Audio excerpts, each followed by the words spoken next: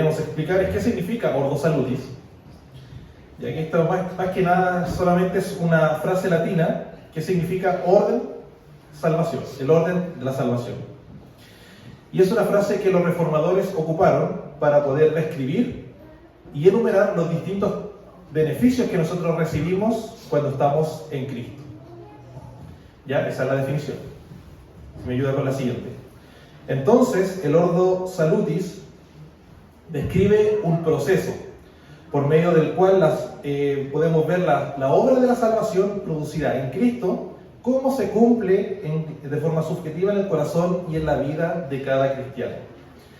Y lo importante a considerar antes de profundizar en el Ordo Salutis, en este orden de la salvación, es entender que esta es una descripción de orden lógico, no de orden cronológico. Es decir, nosotros vamos a ver distintas doctrinas, distintos beneficios que nosotros recibimos cuando estamos en Cristo, pero no significa que es un proceso en el cual pasamos de una etapa a la siguiente y podemos identificar cuando estamos en una etapa del proceso, sino que tiene más que nada que ver con un orden lógico que nosotros podemos encontrar en las Escrituras. Entonces vamos a ver distintos beneficios que recibe el cristiano con la salvación, pero insisto, no podemos identificar, no, yo estoy ahora en esta etapa, me falta tal grado o tantos niveles para poder llegar al siguiente paso, sino que tiene que ver con un orden lógico. Y quizás el texto que más nos da luces acerca de que se trata de un proceso es, si me ayuda la siguiente, el texto de Romanos capítulo 8, los versículos 29 al 30, donde leemos lo siguiente: porque a los que antes conoció, también los predestinó para que fuesen hechos conforme a la imagen de su Hijo, para que Él sea el primogénito entre muchos hermanos. Y a los que predestinó, estos también llamó, y a los que llamó, a estos también justificó, y a los que justificó, a estos también glorificó.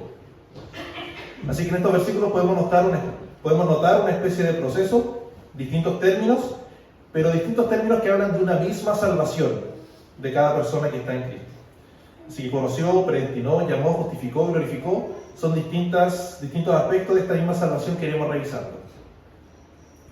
Y otra cosa muy relevante es que, todos los aspectos de esta misma salvación que vamos a ver en un orden, hay autores que muchas veces agregan uno más, uno menos, pero todos están de acuerdo en unir el Ordo Salutis con nuestra unión con Cristo. Todos los beneficios que nosotros recibimos es porque estamos en Cristo. Dice Efesios capítulo 1, versículos del 3 al 6. Bendito sea el Dios y Padre de nuestro Señor Jesucristo, que nos ha bendecido en Cristo con toda bendición espiritual en los lugares celestiales. Asimismo nos escogió en Él, en Cristo, desde antes de la fundación del mundo, para que fuéramos santos y sin mancha delante de Él.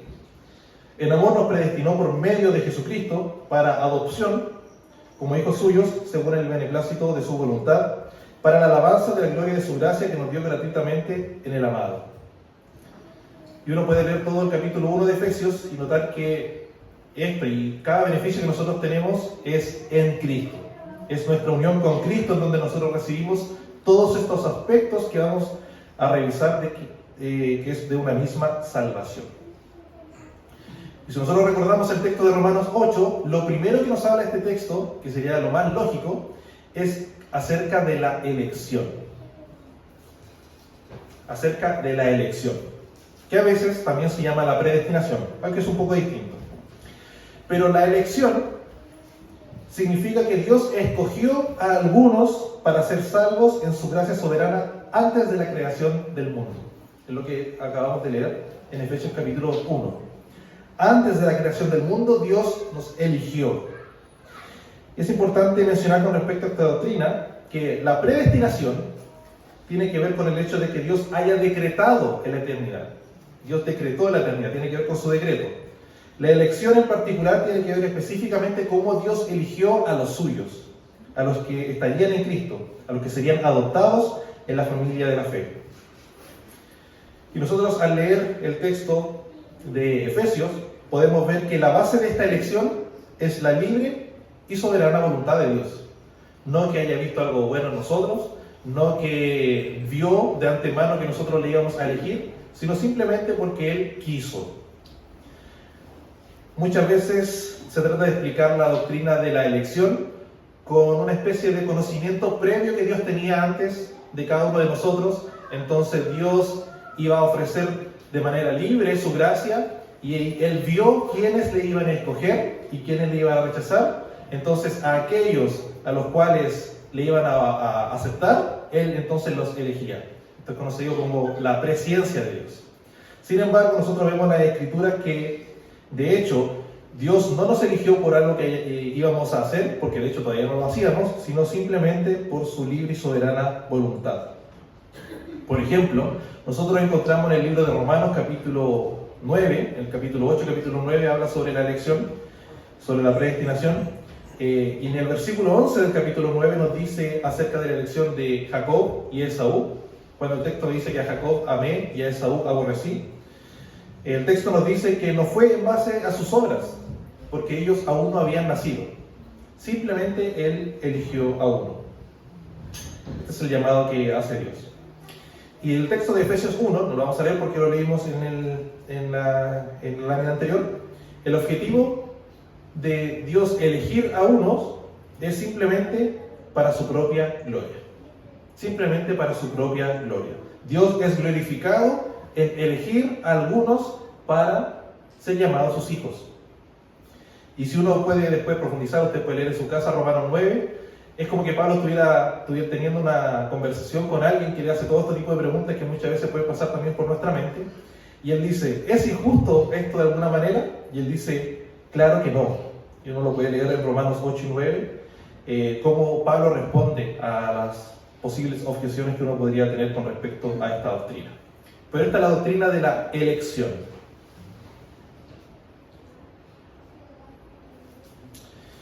Luego nosotros tenemos la doctrina del llamado o el llamamiento. El llamado o el llamamiento ocurre cuando Dios llama a las personas a sí mismo a través de la proclamación del Evangelio para que respondan con arrepentimiento y fe. Es decir, primero Dios los eligió y ahora Dios los llama por medio de la proclamación del Evangelio. Tomás de Aquino formuló la siguiente pregunta: ¿es la gracia de la regeneración operativa o cooperativa? Y esto es algo relevante, porque existió un hombre llamado Pelagio, y de ahí viene el pelagianismo, que opinaba que, o decía que el ser humano no necesita la gracia de Dios para venir a Él, para alcanzar la salvación, sino que se le ofrecía el Evangelio y él por sus propios méritos podía alcanzar la salvación. Luego vinieron algunos que dijeron, no, eso es muy extremo, obviamente necesitamos la gracia de Dios, las Escrituras son claras en esto, pero decían que era cooperativa, es decir, nosotros necesitamos la gracia de Dios, pero también uno es el que escoge, y eso se conoce como semi-pelagianismo. Y uno de los grandes refutadores de ese tiempo fue Agustín, fue el detractor de Pelagio, quien dijo que nosotros dependemos completamente de la gracia de Dios para poder ir a Dios, para responder a este llamado. Nosotros leemos en Efesios capítulo 2, que al principio empieza a describir cuál es la condición del hombre antes de Cristo. Diciendo, ¿cierto? Uno puede recordar ese texto que uno lo ha leído bastante, que nosotros estábamos muertos en nuestros delitos y pecados. ¿Qué puede hacer un muerto? Nada.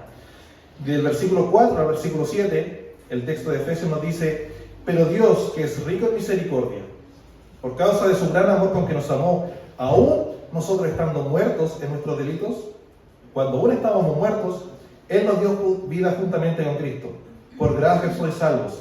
Y juntamente con Cristo Jesús nos resucitó y nos hizo sentar en lugares celestiales para mostrar en las edades venideras las superabundantes riquezas de su gracia por su bondad hacia nosotros en Cristo Jesús. Así que la lógica es que estábamos muertos y un muerto nada puede hacer, en nada puede cooperar. Pero Dios entonces nos llamó, así como cuando estaba muerto Lázaro y Jesús le dice, Lázaro, ven fuera, Jesús lo llama y el que estaba muerto resucitó. Esta es una obra, como muchas veces nos ha enseñado el pastor Lucas, monarquista, es decir, que solamente depende solamente de Dios. Así que un detalle con respecto a esta doctrina, con respecto al llamamiento, es entender que existe un llamado universal, es decir, el ofrecimiento del Evangelio es para todos.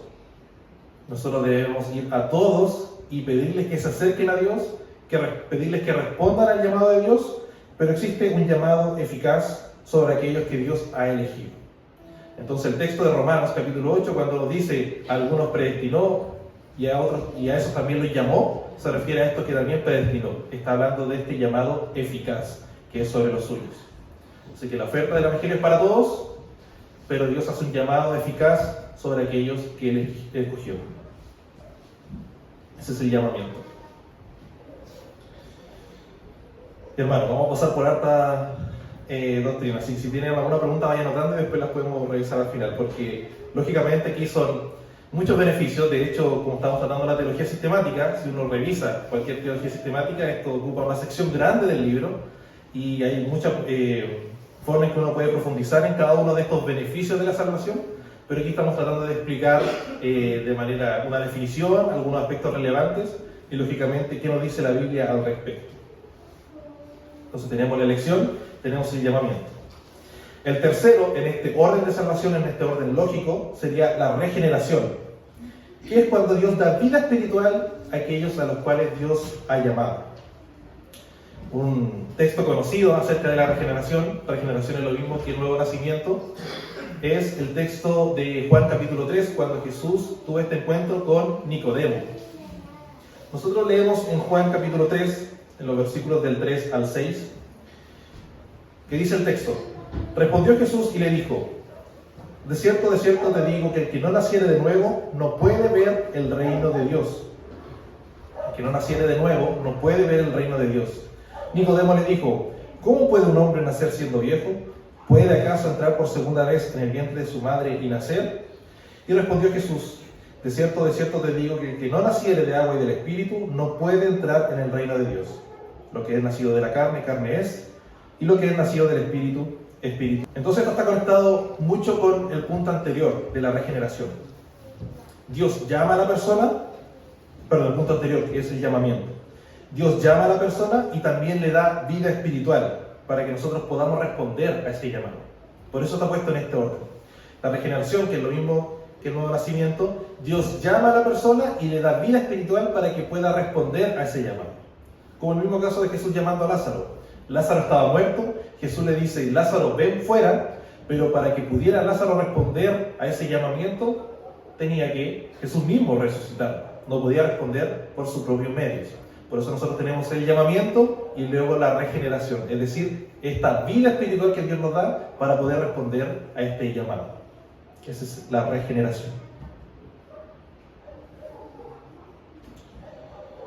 En cuarto lugar, tenemos la conversión. Quizás es como lo que más conocemos, ¿cierto? La conversión, cuando una persona se convierte. Y cuando hablamos de la conversión, nos estamos refiriendo a ese momento en que una persona responde voluntariamente al llamado del Evangelio. Esto por medio del arrepentimiento de sus pecados y por medio de la fe en Cristo. Así que la conversión es aquel momento cuando la persona responde al Evangelio con arrepentimiento y con fe. Cuando Jesús comenzó su ministerio, el mensaje que Él comenzó a predicar, nosotros lo encontramos, por ejemplo, en Marcos capítulo 1, los versículos 14 y 15. Donde dice el texto que Jesús vino a Galilea predicando el Evangelio del reino de Dios, diciendo: el tiempo se ha cumplido y el reino de Dios se ha acercado. Arrepentíos y creed en el Evangelio. Jesús está predicando: arrepentíos y creed en el Evangelio. De hecho, cuando nosotros lo hemos visto en nuestros creces, justamente en esta última etapa, aquí hemos visto harta doctrina y estamos viendo aquella parte donde nosotros le predicamos el Evangelio a otros, hacemos discípulos a otros, y hemos visto que cuando uno proclama el Evangelio, el llamado que uno debe hacer es para que la persona se arrepienta de sus pecados y crea en el Evangelio. Eso es lo que nosotros conocemos como conversión. Y muy resumidamente, nosotros por el lado de la fe, el creer, nosotros creemos que la salvación es solamente por medio de la fe, pero no por la fe sola, sabemos. La Iglesia Católica Romana enseña que uno puede llegar a Dios por medio de la fe más las obras. Tú tienes que creer y también hacer para poder ser justificado. Hay otros que creen que es la fe menos obras. Es decir, tú solamente tienes que creer. ¿Ya? No hay relevancia de las obras en tu vida cristiana. Pero los reformadores, ellos hicieron mucho énfasis en que la justificación es la fe, ciertamente, pero no la fe sola, sino que va a ser acompañada por obras una vez que uno es justificado. En otras palabras, las obras son el fruto necesario de la verdadera fe. Las obras no cuentan para la declaración de Dios de que somos justos ante sus ojos, no son parte del fundamento de la decisión de Dios para llamarnos justos, pero sí acompañan aquella fe verdadera. Y esto es algo muy relevante, porque uno es salvo no cuando asiente positivamente y está de acuerdo con la doctrina del Evangelio, sino que uno tiene que hacer suyo la doctrina del Evangelio. No es simplemente, uno puede afirmar positivamente, creer que Jesús existió, por ejemplo. Hay historiadores que creen que Jesús realmente existió. Pero distinto es tomar las promesas y creer que son para ti. Tú creer que Jesús murió por ti. Y esa es la fe salvadora. La fe cuando uno solamente confía en que solamente por medio de Cristo uno puede llegar a Dios. Es interesante porque la Escritura nos enseña también de que la fe es por gracia. Que uno es salvo por gracia. Lo decía el texto que acabamos de leer en Efesios 2. Entonces, ¿la salvación es por gracia o la salvación es por fe? Fe y gracia. Fe y gracia. ¿En ese orden? Bien. Más que por uno y por otro, lo que hay que distinguir es para qué sirve cada uno. ¿Ya? En este sentido, nosotros somos salvos por gracia. Y es un regalo de Dios. Si estamos viendo este orden, nosotros no creímos para que Dios nos haya elegido antes de la creación. Nosotros somos salvos por gracia. Pero la fe es el instrumento por medio del cual nosotros recibimos esa gracia. Es como, por ejemplo, recién yo acabo de tomar agua y decir, el vaso quitó mi sed. Lo que quitó mi sed realmente era el agua. Y el instrumento que yo usé para recibir esa agua fue el vaso. De esa manera, por poner un ejemplo, la fe es el instrumento por medio del cual nosotros recibimos la gracia. Por eso es que la Escritura va a decir que nosotros somos salvos por fe, porque es necesaria para recibir la gracia. Y también va a afirmar la Escritura que nosotros somos salvos por gracia, porque es un don de Dios. Así que la fe es el instrumento por el cual recibimos la gracia salvadora de Dios. Entonces la conversión tiene la fe, pero también tiene el arrepentimiento. Y el arrepentimiento, ¿cierto? Seguramente han escuchado más de alguna vez, que es una palabra griega que es metanoia, y lo que significa literalmente es como un cambio de mente. Es decir, yo tenía una manera de vivir, pero cuando uno se arrepiente no es simplemente pedir perdón, sino que es creer realmente que estar de acuerdo, con respecto a Dios en cuáles son los pecados de los cuales yo tengo que arrepentirme. Es decir, es voltear mi vida en 180 grados, estar de acuerdo con Dios en cuanto a esta es la manera en que hay que vivir, arrepentirme de mi antigua manera de vivir y de hecho seguir arrepintiéndome toda mi vida cristiana cuando yo me desvío de esta manera correcta de vivir y seguir los caminos de Dios. Eso es el arrepentimiento. Entonces la fe verdadera, la fe salvadora y el arrepentimiento, que son el llamado que uno hace a cada persona para que venga a Dios, son parte de la conversión. Cuando nosotros decimos una persona se convirtió, es que una persona creyó y una persona se arrepintió. Y de hecho, justamente cuando hablamos de la conversión, es que el ordo salutis ya puede tambalear un poco, porque nosotros vamos a ver textos donde está primero la fe y luego el arrepentimiento, y luego vamos a ver otros textos donde parece que está primero el arrepentimiento y luego está la fe. O hay otros textos donde habla acerca de la justificación y luego la santificación, pero Pablo también habla de la santificación, pareciera ser antes de la justificación. Y es porque, para repetir nuevamente este principio fundamental del ordo salutis, que es un orden lógico, ¿ya? Hay varios aspectos de esta misma salvación que pueden ocurrir instantáneamente en el cristiano, como el arrepentimiento y la fe. Así que eso es la conversión.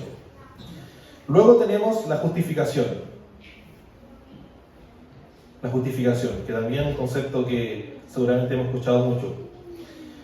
Y la justificación, como aprendemos incluso desde el catecumenado, desde nuestros primeros pasos en el cristianismo se nos enseña que la justificación es un acto legal de Dios, por medio del cual Él declara que nuestros pecados son perdonados y que somos justos delante de Dios. Es un acto legal de Dios, repito, en el que Él declara que ahora somos justos delante de Él. Dice Romanos 3, Romanos, si hay algo que trata Romanos es acerca de la justicia de Dios, de nuestra justificación. Y en Romanos capítulo 3, de los versículos 21 al 26, dice el texto: pero ahora aparte de la ley se ha manifestado la justicia de Dios, testificada por la ley y por los profetas.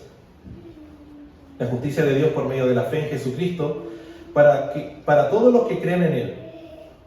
Porque no hay diferencia, por cuanto todos pecaron y están destituidos de la gloria de Dios, siendo justificados gratuitamente por su gracia,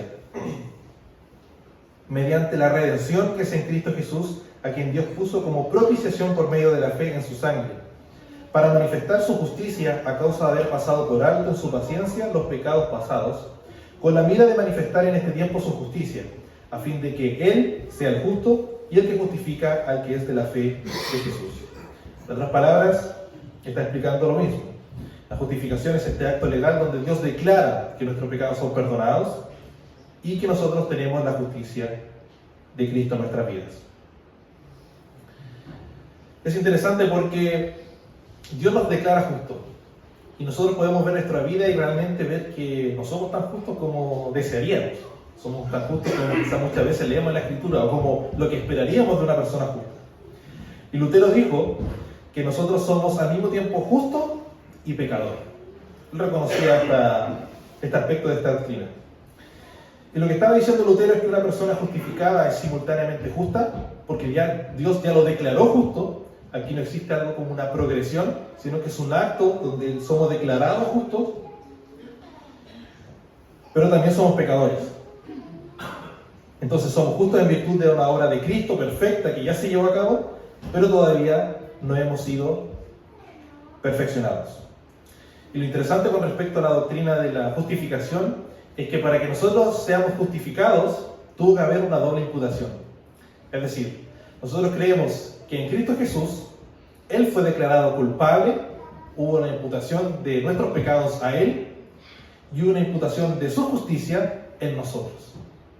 Y esta doble imputación, que Él haya pagado por nuestros pecados, permite que nosotros podamos ser declarados justos delante de los ojos de Dios. Es decir, no es que simplemente Dios tomó todos los pecadores y dijo: ok, yo ahora los perdono y simplemente me olvido de sus pecados, sino que hubo alguien quien tuvo que pagar por nuestros pecados, a quien se les imputó todos nuestros pecados. Por eso es que todos estos beneficios son en Cristo Jesús. Eso con respecto a la justificación. Luego nosotros tenemos la doctrina de la adopción. Aquí nos estamos acercando un poco para el final ya. La adopción es aquel acto de Dios, como puede ir leyendo la definición, en el que nos hace miembros de su familia, como nosotros hoy día entendemos la adopción. Y al hacer parte de su familia, Él nos da todos los beneficios de ser miembro de ella. Y hay muchos textos que nos hablan acerca de la adopción del cristiano. Y tenemos, por ejemplo, en 1 de Juan, en capítulo 3, que comienza diciendo: miren cuán grande amor nos ha dado el Padre para que seamos llamados hijos de Dios. Y lo somos. Por esto el mundo no nos conoce, porque no le conoció a Él. Amados, ahora somos hijos de Dios. Y también aquí hay que aclarar, porque muchos dicen que todos somos hijos de Dios, porque todos somos creación de Dios. Y hay un aspecto en el que es verdad, que todos somos creados, todos somos creación de Dios. Sin embargo, la Escritura es clara en mostrar que solamente a los suyos Dios les dio potestad de ser llamados hijos de Dios. Nosotros lo encontramos, por ejemplo, en el Evangelio de Juan, en el capítulo 1, que a los que le recibieron, a los que creyeron en Él, le dio potestad de ser llamados hijos de Dios. Así que el que es hijo de Dios inherente es solamente Jesús. Nosotros fuimos adoptados en la familia de Dios, porque de hecho la Biblia habla de que nosotros somos enemigos de Dios. Y los escritores, cuando hablan de la adopción, dicen que este es el beneficio más glorioso que podría recibir un cristiano. Es el mejor beneficio que un cristiano podría recibir. porque siendo enemigos, Él simplemente no nos perdonó y nos olvidó, no nos perdonó y nos dejó muy bien, ustedes ahora están perdonados, no van a recibir mi castigo, sino que nos hizo parte de la familia de Dios. Entonces, Cristo, que es heredero de todas las promesas de Dios, al nosotros estar en Cristo, ahora somos coherederos de las mismas promesas de Cristo. Y esto es algo, hermano, que nosotros no podemos llegar a comprender. ¿Cómo es que nosotros, siendo pecadores, ahora tenemos los mismos beneficios que Dios ganó por su vida justa al ser coherederos con Él? Porque hemos sido adoptados en la familia de Dios. Entonces, cuando nosotros depositamos nuestra fe y nuestra confianza en Cristo, Dios no solamente nos declara justos, sino que ahora somos hijos de Dios. Somos hijos de Dios. Y esto está obviamente muy relacionado con la doctrina de la unión con Cristo. Estamos en Cristo y Cristo está en nosotros. Esta es una unión del tipo espiritual. No como la unidad que hay en la Trinidad, no como la unidad que hay en la naturaleza de Cristo, sino una unidad espiritual en la que nosotros estamos en Cristo, y la Biblia también dice que Cristo está en nosotros.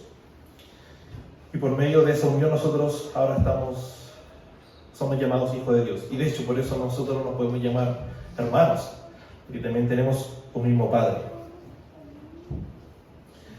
Luego tenemos la santificación, que se refiere a este acto de Dios donde nos separa del pecado y también al proceso en el cual Dios nos hace más parecidos a Cristo. Filipenses capítulo 2, los versículos 12 al 13 dice que de modo que, amados míos, así como han obedecido siempre, no solo cuando yo estaba presente, sino mucho más ahora en mi ausencia, Pablo hablando, ocúpense de su salvación con temor y con temblor, porque Dios es el que produce en ustedes tanto el querer como el hacer para cumplir su buena voluntad. Ocúpense de su salvación con temor y temblor, porque Dios es el que produce en ustedes tanto el querer, hacer su voluntad, como el hacer su voluntad. Así que a diferencia de la justificación, que es un acto legal donde Dios nos declara justo, la santificación, siendo aspecto de una misma salvación, nosotros tenemos que de alguna manera cooperar. Y ahí también es importante no caer en los extremos. Porque hay algunos que dicen la santificación depende 100% de nosotros. Y de esta manera entonces tenemos que esforzarnos por tratar de agradar a Dios. Tenemos que esforzarnos por tratar de cumplir la ley. Tenemos que esforzarnos por tratar de seguir el camino de Dios. Pero esta manera de pensar nos puede llevar al legalismo, en donde creemos que finalmente Dios unos días nos acepta y unos días no, porque lógicamente nosotros vamos a caer. Pero por otro lado, hay otro extremo en donde hay personas que dicen la santificación no depende en nada de mí, 100% de Dios. Por lo tanto, yo no debo ejercitarme en ella, no debo trabajar en ella. De hecho, ya no estamos bajo la ley, estamos bajo la gracia. Por lo tanto, no debo ocuparme de mi salvación. Entonces, este texto que acabamos de leer acerca de Filipenses capítulo 2, que muchas veces se malentiende, en el fondo cuando habla de ocuparse de nuestra salvación con temor y temblor, es que debemos reconocer que nuestro estatus delante de Dios ya es justos, pero nosotros tenemos un proceso que debe ser creciente en nuestra santificación. Es decir, el cristiano, una de las marcas del cristianismo es que va a ir creciendo en santificación. Y debemos reconocer que este crecimiento no es una línea recta donde partimos de un punto cero y vamos siempre avanzando hasta que lleguemos a la perfección, sino que más bien está marcado por altos y por bajos, y muchas veces más bajos que altos. Pero lo importante es reconocer que hay una obra de Dios en nosotros y que va a ser perfeccionada hasta que Cristo venga. Entonces encontramos textos donde se nos llama a ocuparnos de nuestra salvación, donde tenemos que ser santificados, tenemos que caminar en santidad, pero también hay textos que nos hablan que el que comenzó la obra la va a perfeccionar, que depende del Espíritu Santo, que el Espíritu Santo está trabajando en nosotros. Así que ambas verdades son verdad. Ambos hechos, ambas descripciones acerca de la santificación son verdad. En el penúltimo punto tenemos la perseverancia del cristiano, la perseverancia del creyente, que es una doctrina bíblica que está puesta en el orden de la salvación, donde se nos enseña y se nos promete que todos los que han sido justificados serán guardados por el poder de Dios y perseverados como cristianos hasta que Él venga. La perseverancia del creyente, quiere decir que Dios nos justificó y en este orden en el cual nos eligió, nos llamó, nos regeneró, nos convirtió, nosotros seremos guardados ciertamente hasta el final. Típica pregunta con respecto a este punto. ¿Es acaso se puede perder la salvación? ¿Cierto? Es una pregunta que quizás nosotros nos hemos hecho, la hemos escuchado. Pero la respuesta que da la Biblia es que quienes tienen la fe verdadera no la pueden perder jamás. Y los que pierden su fe, en realidad nunca la tuvieron. Nosotros encontramos esa enseñanza en el apóstol Juan, por ejemplo, en una de sus epístolas, cuando dice que aquellos que salieron de nosotros fue porque en realidad nunca fueron de nosotros. Así que la perseverancia de los santos es una deducción lógica, es decir, si Él nos eligió, nos llamó, nos regeneró, nos convirtió y uno sigue esta progresión, lógicamente tenemos que terminar el proceso. Es una deducción lógica de todos estos aspectos de la salvación. Pero también encontramos textos que nos hablan claramente de que en Él estamos guardados y que en Él seremos perseverados hasta el final. Por ejemplo, Filipenses capítulo 1, los versículos 3 al 6.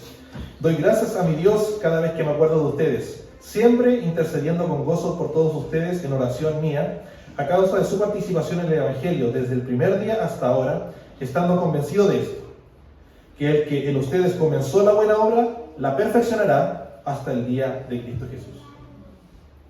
Así que como un aspecto de la salvación, hermanos, nosotros estamos seguros en Él. Seguros en Él. Por lo tanto, podemos disfrutar beneficios como, por ejemplo, tener la seguridad de la salvación. Es decir, saber de que hemos sido salvos por Dios. Finalmente, la glorificación. La glorificación es el momento en que Dios finalmente quitará todos los aspectos del pecado del hombre, todos los aspectos del pecado de nuestra vida y nos dará un cuerpo de resurrección glorificado. Es decir, ya que los creyentes perseverarán hasta el fin, la inevitable bendición final es la gloria.